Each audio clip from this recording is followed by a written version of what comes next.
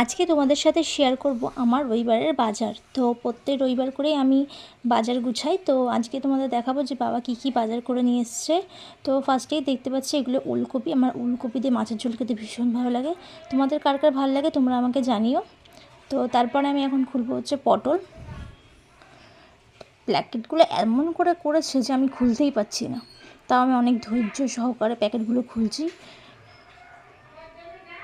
না হলে আমি আধেক সময় প্যাকেট ছিঁড়েই দিই, আর যখন আমার ধৈর্যে কুলায় না আমার আর। তো আর রয়েছে ভেন্ডি।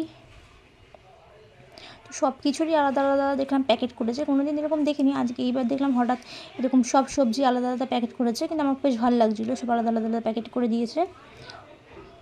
এবার আছে শিম। আমি কি এটা যেন বলছিলাম, এখন আমার ঠিক মনে পড়ছে না আমি কী বলছি। তো এই হচ্ছে শিম। জানি তোমরা সবাই শিম চেনো, তা আমি বললাম এটা শিম। এই যে আমার ধৈর্য আর কুলায়নি, আমি শিমের প্যাকেটটা ছিঁড়ে দিয়েছি। শীতকালে শিম তরকারি। আর হচ্ছে মটরশুঁটি। মটরশুঁটি দিয়ে কচুরি খেতে কে কে ভালোবাসে আমাকে জানিও, আমি ভীষণ ভালোবাসি, ওই জন্য প্যাকেটটা আর খুলে নিই মটরশুঁটির। ওটা আমি বিকালবেলা বসে বসে সবগুলো বেছে নেব।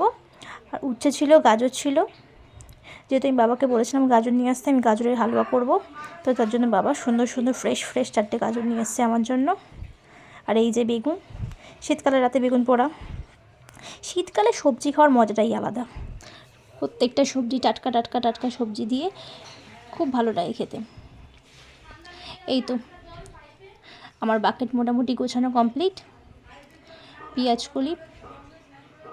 তো তোমরা যদি রবিবার করে আমি কী কী রান্না করি সেটা দেখতে চাও তাহলে আমাকে নিশ্চয়ই কমেন্ট করো।